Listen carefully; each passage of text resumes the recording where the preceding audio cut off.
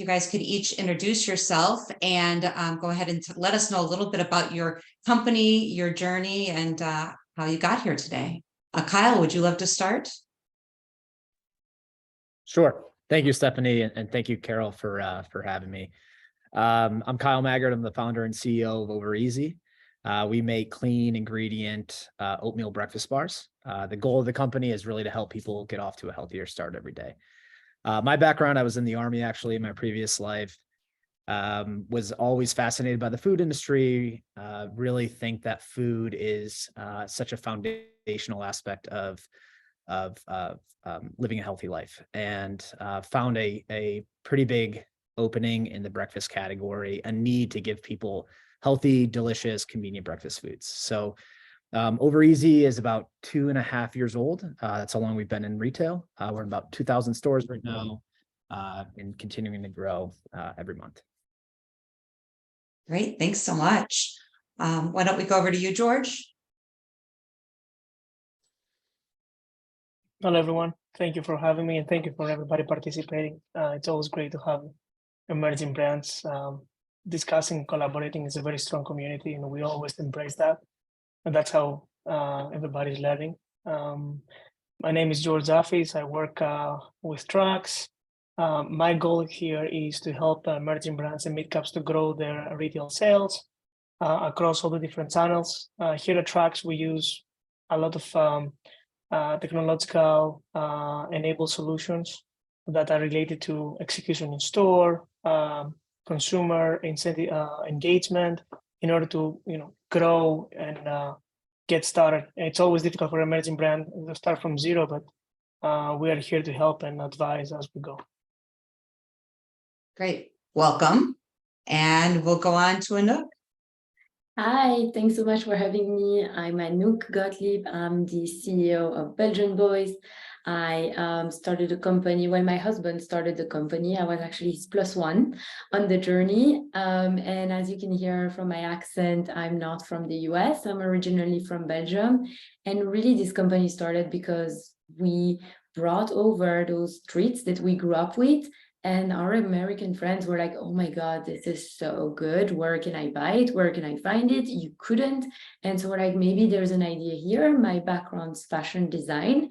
And so initially I just said, well, it tastes good, but it's got to look good. We're going to make clothes for those waffles, and we got to tell our story because it is America, and there needs to be a story to relate with that consumer. And that's really what we did initially. Today, Belgian Boys is, well, we started the business in 2015.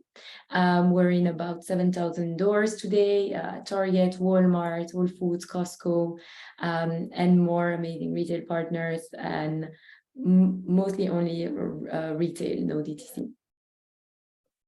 Well, welcome everyone, and we'll get started with our conversation here. So, George, why don't we start with you? Given the breadth of the landscape that you get to see every day throughout, throughout the work that you do every day in the industry, would love to hear a little bit, if you tee us off from your perspective, what is the importance of product retail fit, and what factors should a founder take into consideration when they're thinking about this? Yeah, it's a very important question, because everybody comes up, like we have many founders, as Anouck said, they have a great idea, they make a great product, but you cannot start anywhere with this product because you don't want to have a bad start. You want to make sure you are in the right category, in the right channel. Go and find the early evangelists, the early adopters of your product, who are about, number one, to help you understand what things you have to improve, understand how they're purchasing, and in a way learn from that, evolve the product, and then move it to other retailers and make the product more mainstream. So it's very important to understand, like, what's my offering to the consumers, and then what channel first, and then later what retailer can embrace that offering, or have consumers that have the same behavior that I want at least to test in the beginning. So definitely everything starts from what's the offering that you want to have, where you're gonna find the early adopters, and then pick the right channel and the right category. Steps is to learn, improve, and then grow and make the product mainstream.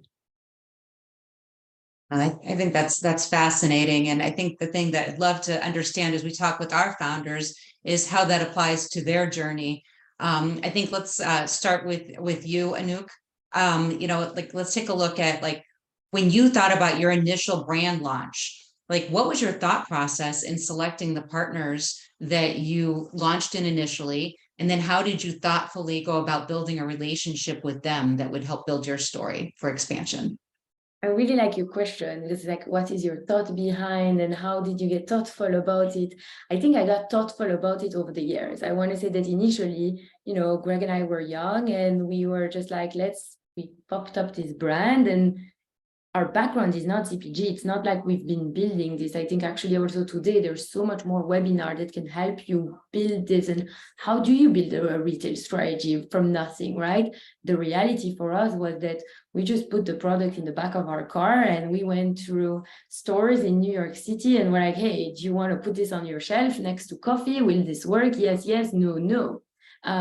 And to George's point also, I don't know that we really had a strategy of we want this retailer first, this retailer after.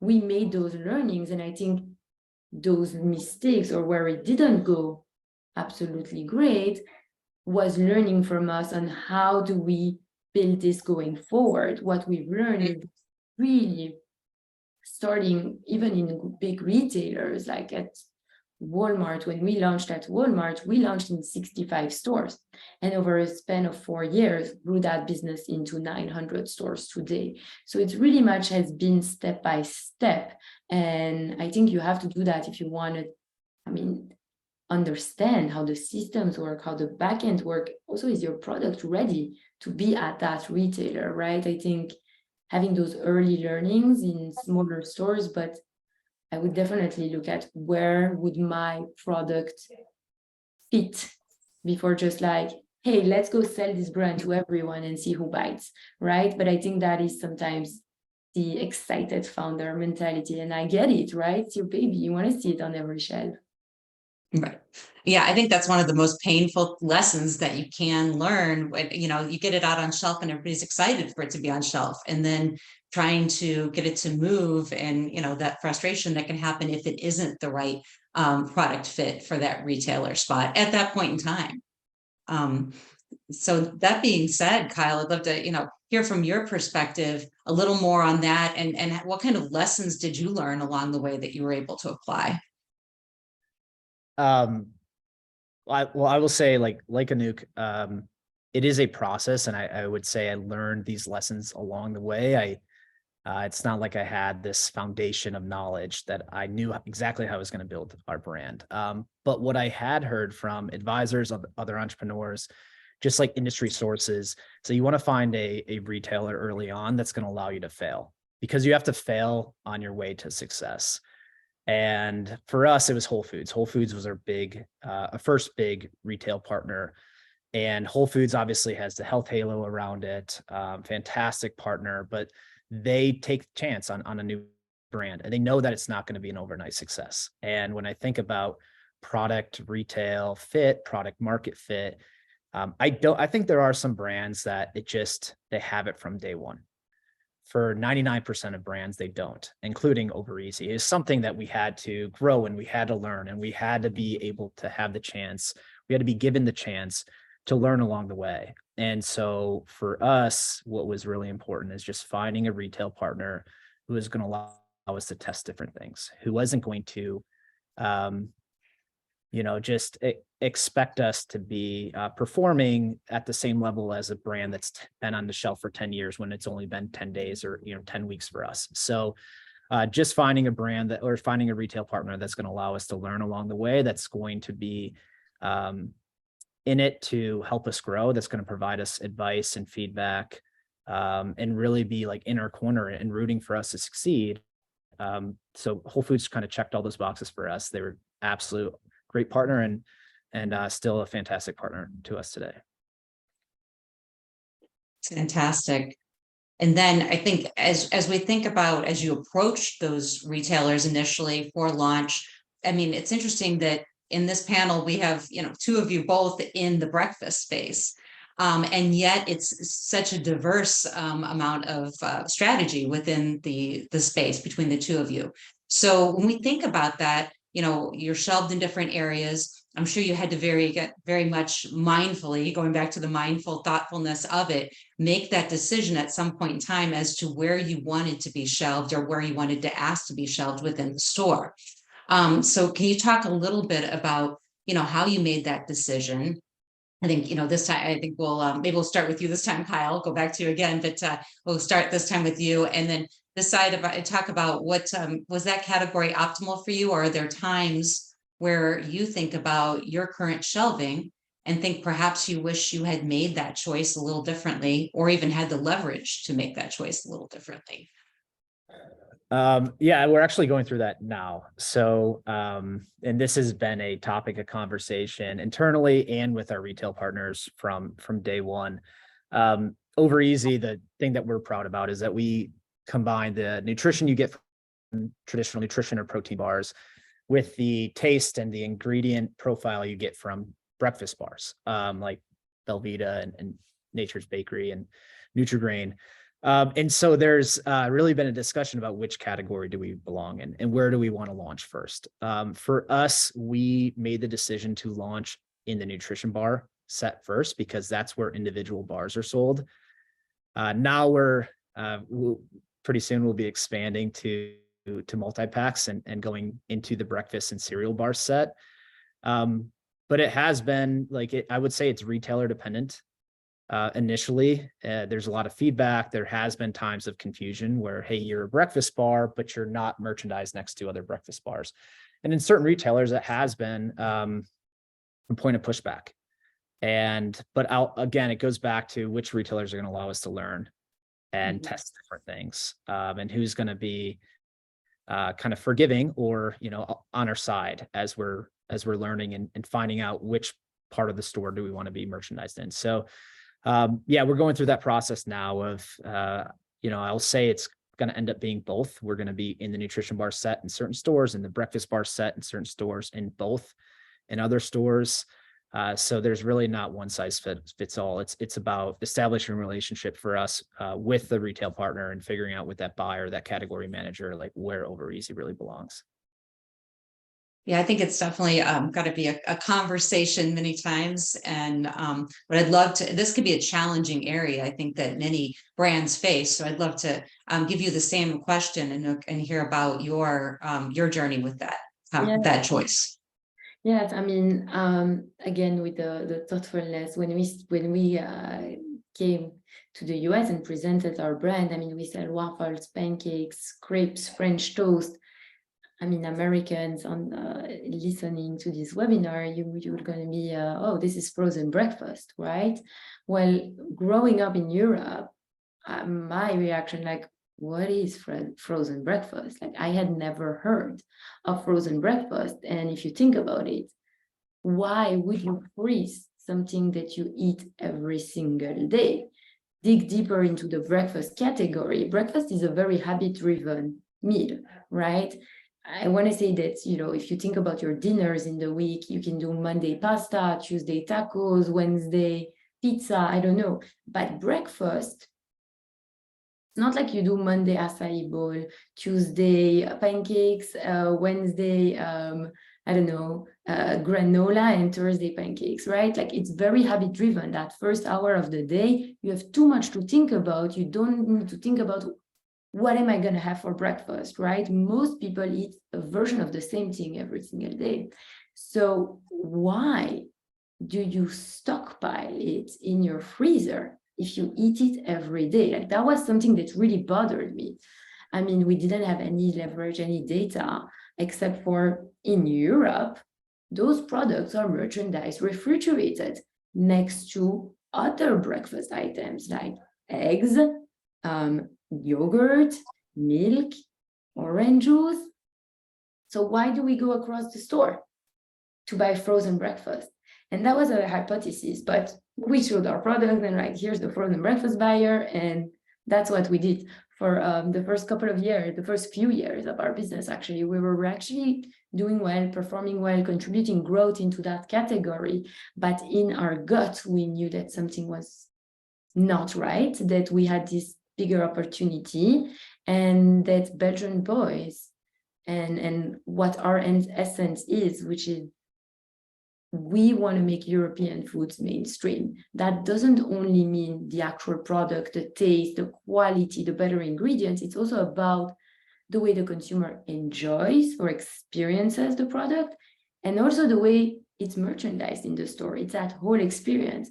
And so we said we want to pioneer a new category, and that's been quite hard, but I have to say it's doable. And I mean, yesterday we just had the CMA, which is the Category Management Association, put out a case study about how Belgian Boys is pioneering a refrigerated breakfast destination. So, you know, I'm reading this yesterday and I'm like, I heard so many no's and said, you belong in frozen breakfast. And now actually having an hypothesis used as a case study for this is a destination and there is something here. It's exciting and it can happen, but you need to have the data and you really need to perform in order to make that stick. I think that's absolutely huge. And it's huge to think about pioneering a new category. I mean, that certainly doesn't happen very often, a new destination and creation of that. And so what I'd love to do is take this over to George and gain some of his thoughts. You know, George, as you think about, you know, category placement, you know, what are some of the key items to consider, you know, as you approach a retailer, and maybe even particular if you are approaching a retailer to create a new destination or to go a little against the grain. I see we have a question that popped up here where someone was saying that they were similar to Anouck, that they have an item that's kind of got to go into an overcrowded space, but they'd like to create a different destination. So maybe we can think through that a little bit. Yeah, so if you think about it, most of the emerging brands, they bring something new. They have a new offering, something that didn't exist in the marketplace before. So I always ask retailers or even partners, where do you place a non-alcoholic beer? You place it in the beer aisle or somewhere else that someone is looking for a beverage because it doesn't have alcohol. So that's what happened in the stores, in the categories. They're not prepared to accommodate unique products and brand new products that create a new category altogether. Now, let's take a step back, because most of the brands are, not many, but most, they start with direct to consumer, right? They have a website, they are able to advertise online, they're able to have Amazon strategies. What's happening on the online world is you can monitor your customer from the beginning all the way to the end, and then to repeat purchasing. So basically, you know that if I put out there an ad about a breakfast item, then I know that this keyword is going to attract the consumer. So basically, if I target consumers for breakfast, I'm going to be able to convert X amount of them, and they're going to have repeat purchases. Now, the question is, how do I do that in the retail space? So our goal here, and it's not about talking about Trax, but our goal is to give tools to the brands that are similar to the e-commerce world that applies also to the physical world of the brick and mortar. So when you have discussions with your category buyer, the conversation is, number one, how do I monitor what category is for me? How can I do A/B testing within the stores and see how can drive consumers to the right set, and how different stores performing, like meaning I have in 300 stores my product in one category, and the other 200 stores have to a different category. Do I see a different velocity? So we're able to help the brand not only to monitor, implement also strategies like that, and then measure the success of it. And we go also to the other extent that we help the consumers to navigate in the store to your product. So we have tools out there that we act like a Google Maps for your product. So navigate the consumer to the right category for the offering they're looking for. And the last point I want to say that sometimes we walk by and we don't invest a lot is store personnel is very important for the success of your product.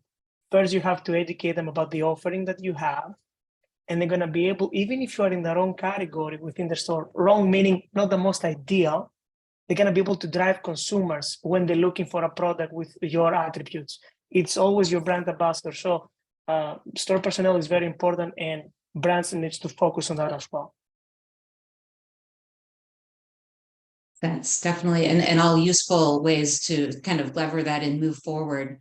I think just in terms of making sure address this question about pioneering a category. I mean, Anouck, I know that you spoke to that already. Is there anything, you know, as we see this question come up, that you'd like to add as we think about what George talks about with learnings that you shared? Are those some of the things that you used? Did you use other things that you would share as advice? Yes, I mean, I think A and B testing, but also like, the grit, because hey, the amount of times that you hear, no, what you're telling me is crazy, and like, okay, like we heard no a lot of times, and a lot of retailer passed, right, and said like, if you don't want to do frozen breakfast, it's just like, you're not going to work with us, and you start doubting yourself, right? I remember I'm like, well, maybe there is no refrigerated breakfast category, and we should just do frozen breakfast. We actually perform. But then you have to find that one retailer where and George said like the store personnel, but I think also you as a founder going into the store, right? Find that one retailer where you can get those early data points. And listen, maybe what you think is absolutely wrong, right? And we've had that where I thought something and then we had the data and it was actually not good. Saved me a lot of money to do it in one retailer, because I could get those learning, not in a national rollout of 3,000 stores, right? And for us, that partner was Costco, actually. Yeah, we had one rotation at one Costco region, and it sold really, really well. It refrigerated more than frozen. I went back to many retailers with that data, more traditional, and a lot of said, no, you're frozen. And it took, I want to say 3, 4, 5 years to get enough data to say, oh, like this company is launching a refrigerated breakfast, like there is a destination here with other brands, right? We're not doing it alone. But I think it really needs to make sense. You need to have the backup. It can't only be because you want to stand out, right? You can't launch a category because it would be crowded and I'm not going to stand out. I get that, but that's not, in my opinion, going to give a buyer the reasoning to launch a category around your brand, right? Like everyone wants to stand out. Makes sense, right? Like, does it make sense for the retailer and for the consumer shopping behavior, right? Like, what is there where you want to be adjacent that is going to make your item incremental to that basket, right? We are seeing, for instance, at Belgian Boys, we're adjacent to eggs. Anyone that goes and buy eggs in a certain retailer that we're working with gets a basket of $72. When Belgian Boys is in that basket, that same consumer shops $106, meaning Belgian Boys bring a customer that is 30% more profitable, brings $30 extra to that retailer. Now that's a story that the retailer will actually want to say, oh, tell me more, right? But it takes time. You need a lot of patience. And I mean, we've been in business for 8 years, so don't expect it to also come overnight, right? Right. And I see George really shaking and nodding when you're using It's that amazing. data. Yeah. It was what Anouck just described is excellent. That's the strategy. I just want to add the thing that connects to the previous thing. What Anouck did is he found a retailer that played the role of the showroom for the product. And then we're going to invest in that, because then after taking the data to the other retailers, we're going to be able to open conversations with them. So as you're picking your retailer, you may have to say, that's going to be my showroom. That retailer is going to bring me the others. So I have to succeed there and execute my plan correctly. It's very smart. It's key. Absolutely. So I think we'll pivot into a slightly different situation or question and go back to you, Kyle. But one of the things that I heard Anouck say that I loved was she basically said, that their data didn't always show them exactly what they thought it was going to. I mean, this is one of the things I think we've all talked about in terms of like things don't always go right the way that we think that they're going to. So can you, Kyle, like just talk to us about a time when you got into a retail situation and it really wasn't exactly the right fit? You thought it was going to be, or maybe timing was wrong. You were there too early. What happened? Any lessons learned, and what was the process that you went about with that? Yeah, great question, Stephanie. I'll say the example that comes to mind is really that predicament I was talking about with nutrition bars sold in individual bars versus breakfast bars sold as multi-packs. Well, one of our first retailers, because we were a breakfast bar, put us in the breakfast cereal bar multi-packs, but we were selling as an individual bar. And so you could buy one full-size Over Easy bar for $2.50, or you could buy a 6-pack of Nature Valley bars for $3. And so it just wasn't, it wasn't a fit, and it was a more conventional retailer. We eventually just, the product was pulled off out of the category. We're going to go back with the right pack size, the right strategy. But I will say that there is certainly a balance, and the lesson there for us is like, there is a balance of moving deliberately and moving with intention and taking risks with new retailers and not getting too far ahead of yourself. So I do, everybody talks about, hey, you have to nurture a specific retailer, and that's certainly the case. And that is our mentality.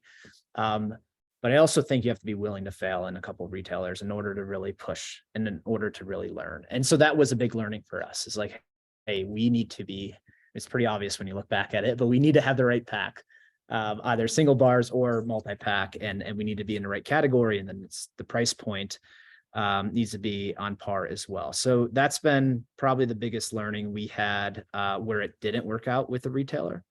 I'll also say another example is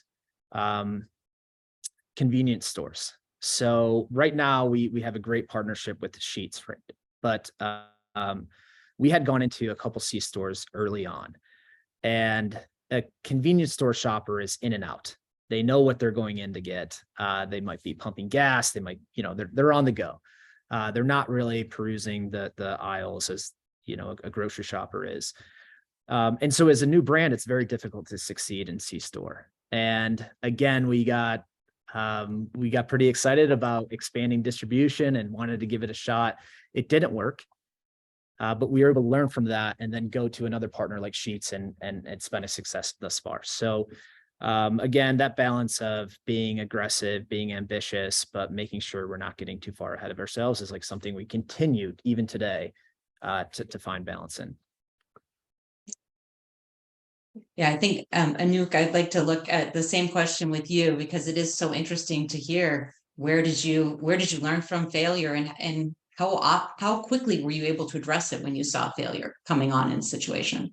Yes, I mean, I have the same examples as Kyle, like, we launched in the retailer too big, too fast, at the wrong shelf, at the wrong price, and then you get the discontinue notice. And to be honest, like, you feel it coming, you're like, when's that email gonna come, right? Because you see your performance. And I mean, you perform in, like, when you launch as a young brand in 1,000 or 2,000 stores of a chain, you're not going to perform in those 1,000 stores. You're going to perform in what, 30-40% of the stores at the right, expectations. I think actually asking the retailer, what does success mean to you, right? And be aligned, because if the retailer thinks success is like, I don't know, 8 units per store per week, but you think that you can only bring 2 units per store per week, or that from other retailers, well, then maybe it's not the right time to launch in that retailers. Because if you can't do it at another retailer, never are you going to be able to perform 4x those velocities, right? So I think aligning on success. I'll take another thing that we learned also that is more tactical. Actually, it's more on our brand. We have our Belgian waffle. When we started, we we're very big on authentic European tradition. I think originally I thought that we launched a brand, our consumer was somebody that wanted to be reminded of when they were in Belgium, and absolutely not our consumer. We learned over the years why our consumer buys it, but really an unlock was our Belgian waffle. It was named the Liège waffle. Liège, I don't know if you know what it means, but Liège is the city where the Belgian waffle is authentically made of. It's a city in Belgium. And what we did was actually horrible. We made our consumer feel stupid for $5.99 because they were picking up this product, reading Liège waffle, and that gives you not a great feeling, right? Like you don't even understand what the name of the product is. I gave them a bad feeling, and that's horrible for like $5, right? That's not why you want to support a brand. We changed the name to the traditional Belgian waffle. Poof, sales went up. And it's like, I think as founders, what I learned from that is that we tend to overcomplicate things because we believe that we are the consumer. Actually understanding who our consumer was, our consumer buys eggs, strawberries, orange juice, boneless chicken tenders, and Lucky Charms. And I'm like, oh, and Nutella. I'm like, that's like an everyday mainstream consumer. They don't know what Liège is. Half of the people I know don't know what Liège is. So we can't, like, you're not marketing to them in the right way. And I think really taking it to the basics, that's something that I've learned over the year. Like, don't overcomplicate it. Simple is better. And I think as you say it today, you make it sound so simple. And it sounds like, well, of course, that must have been so easy to see, but I'm sure it really wasn't that easy to see when the velocities aren't there, where you have to dig into a lot of different areas to see why. And so that's the thing, like, George, I'd love to come back to you to think about what does that diagnostic process look like when you're a brand that maybe the velocities aren't coming about? What should brands be looking at? What should they consider? And how quickly should they look at that? Yeah, once on shelf. No. Great questions. I want to touch on the comment that Anouck made, which is very powerful. Sure. You have only one moment to convert a customer when they're in front of your product. Mm-hmm. You're not going to have a second chance. So the packaging and the messaging on the packaging is so important to convert the customer on the spot. Like when you're a new brand, nobody knows about you. The only way you have to convert is if you have like a love at the first seeing, right? When they see you there, if they understand what it is, they like the pricing, they like the packaging, okay, give it a shot. So how early you should start monitoring that? To your question, immediately. Early data will remove any bias because I am biased against my own offering, and you're gonna be against your own baby because that's your own baby. It's your product, right? So in order to fix the bias, you need data. So early, you have to start working on that, I believe. And there's so many sources. The retailer can help you with that. Partners can help you with that. And the retailer is kind of an ally for you. They're gonna be there to share data with you too, because it's a win-win for them to sell more. Now, but the question about the data is, what do you measure? So we're going on to the next question you had, Stefan, is number one, let's make sure the product is at the shelf and it's not happening in every store. So we have to get the baseline. My product is there. Number two, is it placed correctly? Is it in the right category, in the right shelf, with the right facings? As supposed to be merchandising. As you get to merchandise, as you get to more more interesting offerings, there is a certain way you merchandise the product there in order to be appealing to the customer and in order to be as supposed to be. Now, the other component is pricing. Do they have the right pricing there, right?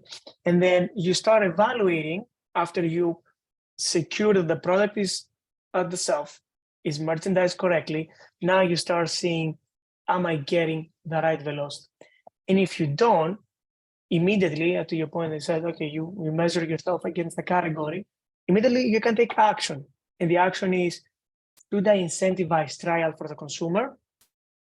Should I change a little bit of my placement, meaning go and find other spots in the store? Not every store is going to do that for you, but some stores might do it, and that's going to help you. Should I go and do some couponing in order to play with my pricing and see if the 50 cents off or $1 off is going to help me? So the next component should be incentivize trial and try to boost your velocity. So as you see right now, you start measuring all the steps in order to see where the issue is. Our data shows that all three factors play a huge role for the success of the product. In every product launch, are going to be retailers, they're not going to launch your product immediately, or not in every store. In every product launch, you're going to have retailers that didn't merchandise the product correctly, they didn't have the right pricing, or they needed a boost of the retailing. So start measuring every step, knowing where the issues are, and act differently for every different problem. Definitely. Yeah, I think that, based on that, I'd love to take that back over to Kyle, and just considering everything that George was just speaking about in terms of, the how to drive success with launch. Kyle, as we think about your experience, I mean, obviously, you have to hit on all cylinders in all of these areas. Can you think back, about the mechanisms that you were using during initial launch to help drive trial and repeat? And, maybe talk a little bit about some of the things that you personally did that worked, and perhaps some that you were able to find that didn't work for you, at least in your category or brand.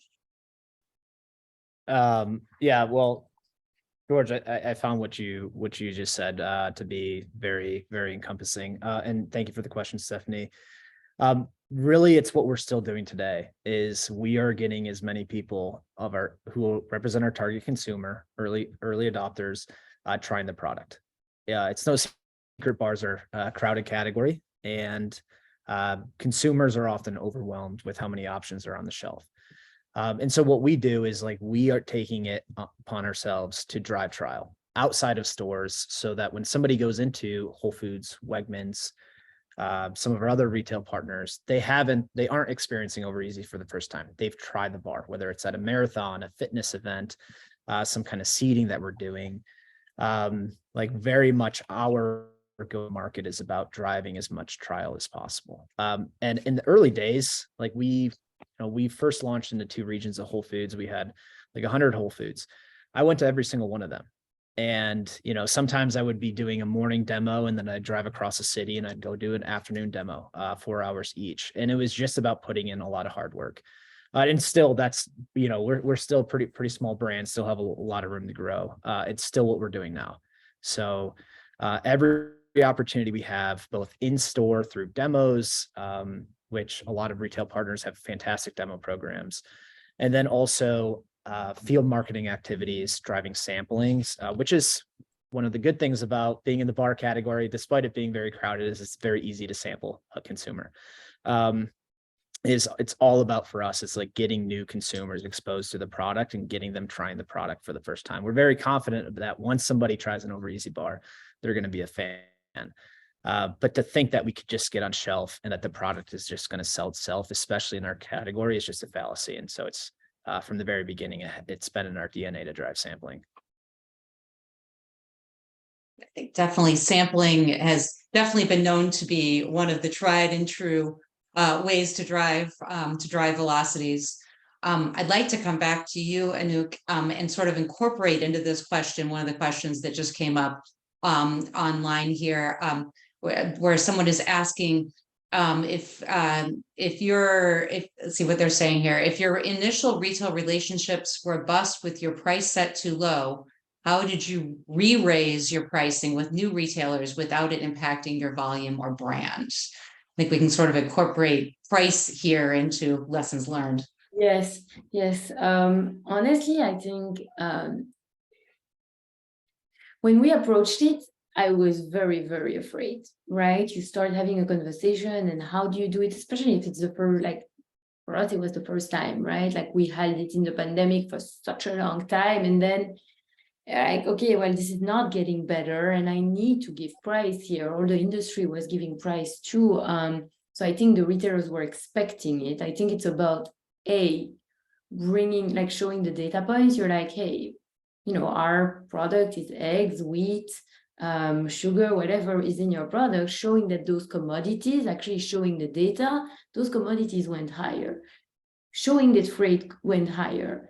Honestly, it's not, if you think about it as like, I'm afraid that they're going to discontinue me if I raise prices.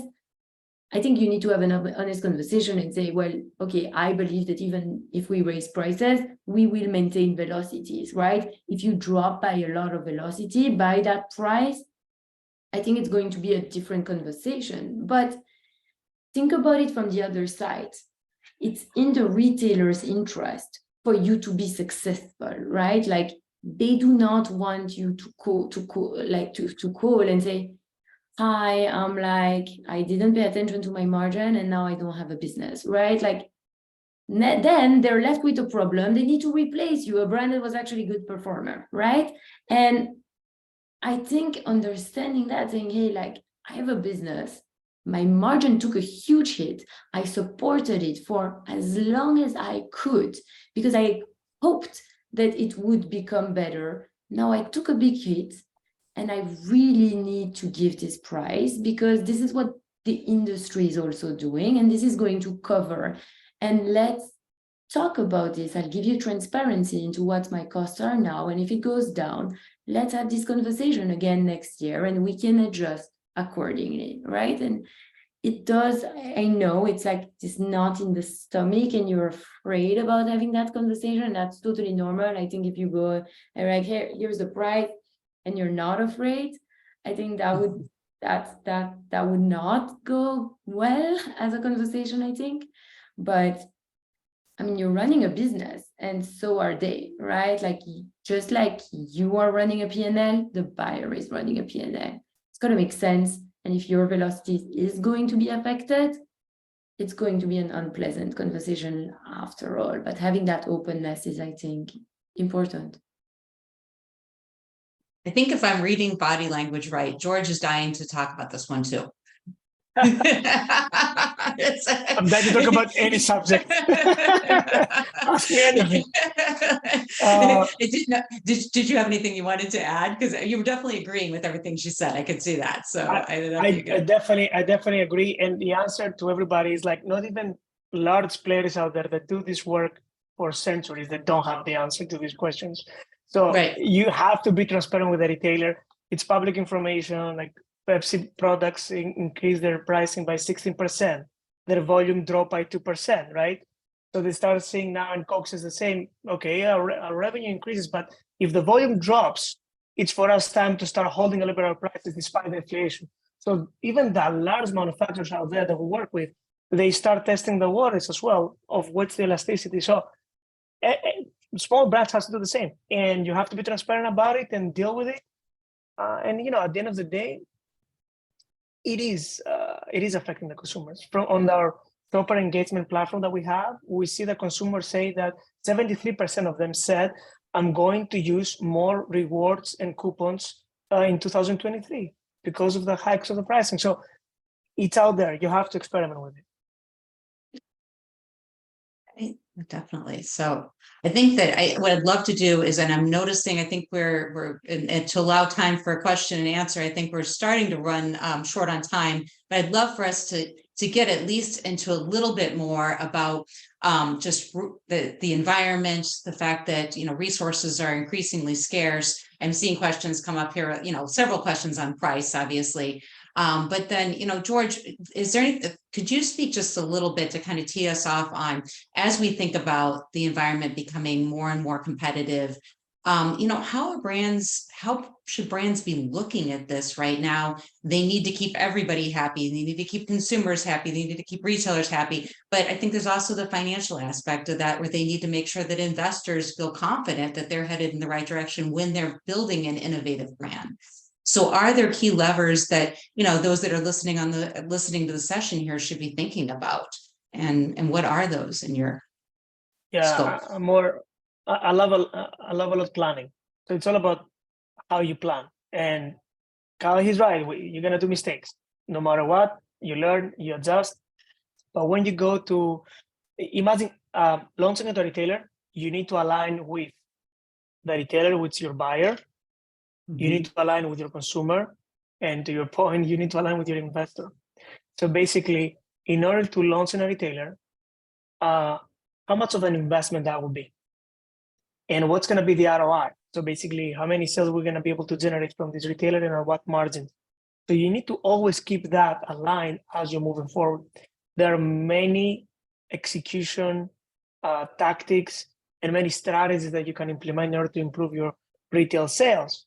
Several tools, several solutions. But then you have to understand what's the ROI of that solutions and the tools that I have. Because at the end of the day, you have to run a profitable business. Of course, there are going to be retailers that are going to say, okay, I'm ready to lose on that retailer or to break even. Because as we said earlier, I'm here to learn, I'm here to test my product, or I'm here to make this retailer a showroom that's going to open more doors for me. But you need to know what is the level that's going to start making you uncomfortable of losing money. If you just enter a buyer's desk or an investor's office and you don't have a plan of how you're going to support your products at the store and how much it's going to cost you that, and you don't know how you're going to monitor that cost, that investment, then you're going to run into trouble. When the billbacks are going to start from the distributor because the product got expired, when the product's not going to be selling, right? You're going to have a plan B and react on that. So align all the stakeholders is important, but also use solutions that you can monitor the ROI. How much I'm improving, how many points of sales I'm able to get for implementing that. And I think that that's not always easy to do when you're, trying to think about strategic planning, how to take your business to the next level, when a lot of times you're so focused on probably trying to put out the most recent fire and answer the most recent email and just keep things going at times. And so I'd love to come back to you, Kyle, and just think about, as George was talking about this environment that we're in now and some of the factors that I'm sure you face every day, how do you think about prioritizing strategic planning for your business, innovative planning for your business, and yet at the same time, all the other menial things that you might have to do in a day? Yeah, that's a great question. And I'll say like my philosophy on that has changed over the past couple of years. I have learned not to confuse busyness with progress. And, I think that there are a few entrepreneurs are very busy. Everyone's very busy, to be honest. But a new company is certainly time consuming, and you could work all hours of the day. But that doesn't mean that every decision you're making is really going to move the business forward. And so we have been more intentional about blocking off planning time, because as George said, like having a plan is crucial. The plan may blow up, right? Something, COVID was, we launched during COVID, and obviously that wasn't in the plan.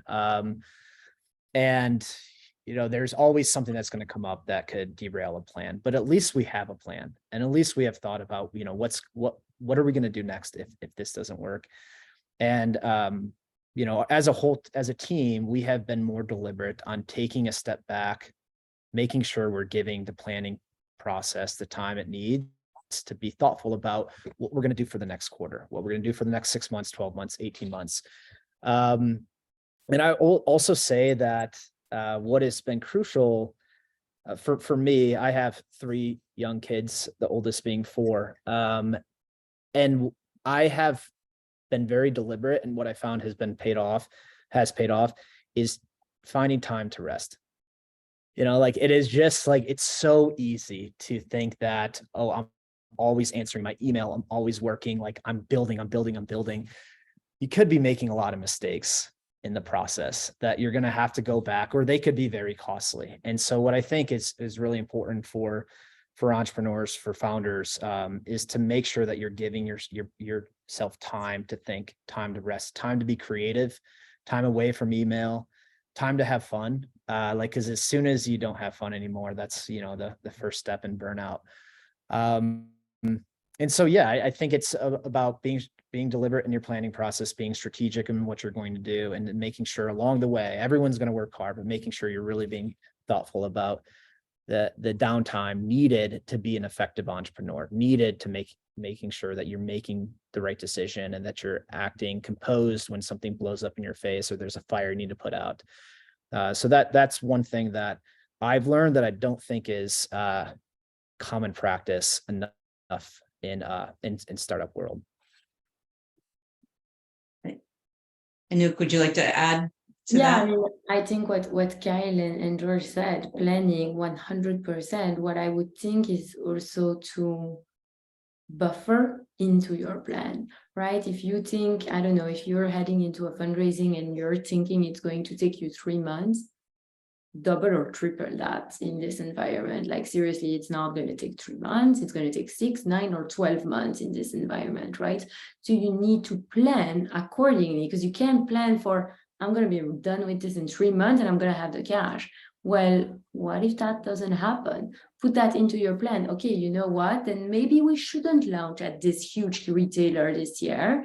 We should postpone it to next year, not lean in that heavy. Maybe we should do a test. I don't know. Like there are a few, like, you know, I feel like you're in the cockpit of the plane and you like lift this and lift that and lift that, and you like need to balance. I think balance with time, balance with the bets that you take, how big they are, how small they are, and just buffer. You will probably need more cash, and it will probably take you longer to get that cash, right? And I think also how expensive the resources are, right? You need to buffer in that, just like you see inflation on, I think when you do financial planning, I mean, we've all raised our costs, right? We've raised our prices at food level, right? So you need to assume that the price you pay to a service provider last year is going to get higher, right? Because it's also how it happens, right? Like it's people pay cost more expensive, like everything. So you need to make sure that you plan for that, right? Because if you can't execute on that plan, then you need to plan differently. And if you can't just leave it in the air and like, you know, hope for the best. So that's I think an approach that we've taken. Just look at it, and I would look at every expense that you have, every single one, and actually say, what's the ROI on that? And the projects that you are taking in the next, I don't know, 12 months, call it, make sure that these are products that are actually game changer to your business. I mean, we actually rate our projects, right? So if you look at it on a scale, left and right, in terms of time and resources, and then actual impact into your business, right? Like there are, I don't know, a partnership with a huge retailer, whatever, it's going to take a lot of time and resources, but it's actually something that could overnight change your business. It's absolutely a winning move. But then there are a lot of projects that you do, I don't know, a social media campaign or something. Is it a game-changing one, right? And if it's not, then just be mindful, okay, this is something that can lift our followers or get us like 5 more consumer, whatever. How much time and money am I going to spend on this? And I think money is easy to quantify, right? You say, okay, it cost me $10, it cost me $100, it cost me $1,000.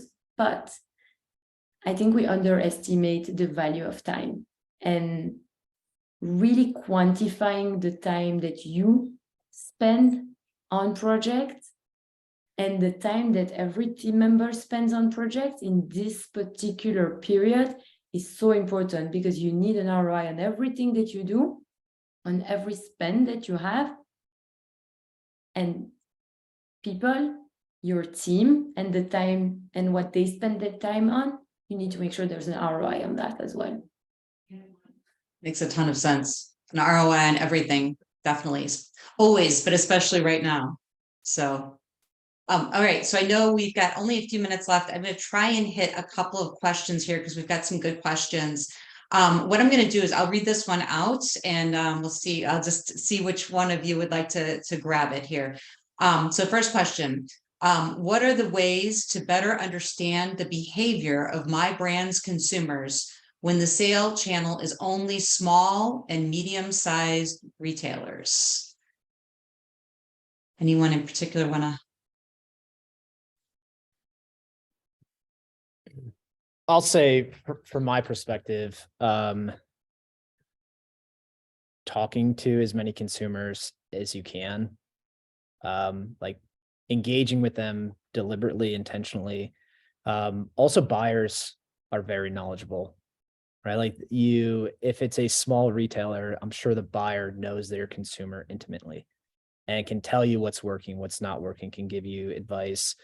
So I think one thing, it's easy, especially in today's age, to be behind a computer and be building a brand from behind a computer, but getting face-to-face time with consumers, with buyers, is invaluable. There's nothing better and nothing more impactful than that. I would say a tactical example of something we used to do, if we were in the retailer or if we were not in the retailer, just go and kind of, I feel it's stalkerish, but you just sit in front of the shelf of where you would sit or where you are actually sitting and just watch people. Do they look at the top shelf? Do they look at the bottom shelf? Do they look at the middle shelf? Do they take your product? Why did they or why didn't they? And then analyze their basket. What else is in their basket? Because you can craft your marketing, your selling pitch, and all that strategy only when you know who that consumer is. And a lot of who that consumer is from their basket. And also, you know, I guess if you want to look at demographics, then you can also, it's just by being in front of that shelf. Is this a mom with 5 kids, or is this, you know, someone that's super hip and cool with that's listening to music? I don't know. So you just got to be there and stand there for a whole 24 hours, I would say. Absolutely. All right, here, and I will, we'll try and do, we've got 1 minute left for, we'll do, I'll throw this one, I think, to you, Anouck, in particular to start anyway, because it's, what is the biggest challenge you had to overcome with refrigerated merchandising? Only the biggest one. Find one. It's just that there's just, you have no one to ask. Like, it's just not been done, right? There is no category. So I think it's about how to get the product into the store. It needs to go frozen supply chain, then cold supply chain, then someone needs to, like, there's just so much. I think it's mapping it all out and then figuring out solutions for everything. But honestly, it's all been a challenge. Like, there's not one thing that's been more challenging than the other about it. And then just ask for advice and lean and ask with a smile, and then something's easier. All right, and I got a note here that we can ask one more. So I'll ask, there's one more here. So were there any attributes or trends in ingredients or lifestyle diets that you all have noticed retailers prioritizing recently? Anyone want to jump in that one?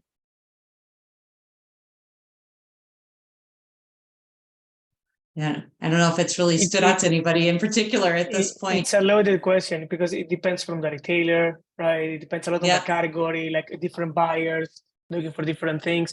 But overall, they're looking for what ingredient or offering is going to drive more sales to their store. So what incremental sales you can bring to the store with a new offering. So I would look towards that direction, right? Do we have like a trend that, you know, plant-based is driving more new customers to my store versus another type of trend? And I will just say that it's good to watch out for trends, but you have to be careful about trends, because it's not because like an ingredient is trending that it fits your brand or that it fits what you are doing. And I think actually, when we tried to do that, it wasn't successful because it wasn't authentic to us. And like, okay, trends come and go, and you need to be able to, you need to make sure that you create a brand that is there to stay and that you're creating the trends, right? Let's be honest about it. Pioneering. That's where pioneering comes in. Absolutely. All right. Well, I know we are over time, which I wish we weren't, Carol, because we've got some fantastic other questions coming here at the end. Love to do another webinar. That too. It looks like we're going to have to host a follow-up webinar to dive deeper into some of these areas that you all covered, actually. So thank you, Stephanie, George, Anouck, and Kyle, for sharing your thought leadership and key learnings with our community today. I know you all shared a lot of valuable insights in a very candid way, which is always appreciated. We thank you for taking the time to transfer these learnings, and we can't wait to see where you will take Belgian Boys and Over Easy next. So we'll stay tuned on that. I would like to thank once again Trax Retail and George for collaborating with us on this Thank you. webinar for the benefit of emerging brands. And Stephanie, thank you so much for facilitating this discussion and adding your insights as an expert in the industry. We will share the recording once it's available with you all. You'll receive it via email. And if you sign up for our newsletter, you'll receive it as well. And you'll receive information on our upcoming webinars. We will be hosting more of these sessions throughout the rest of the year, so stay tuned as well. And thank you all for joining us. Thanks again to our amazing panelists. I wish you all a great rest of your week and good luck with your brands, your businesses, and everything that you're working on. And if we or Trax Retail or any of the panelists can help, please don't hesitate to reach out. So yeah, have a good one, everyone, and thanks again. Thank you. Thank you. Take care. Take care.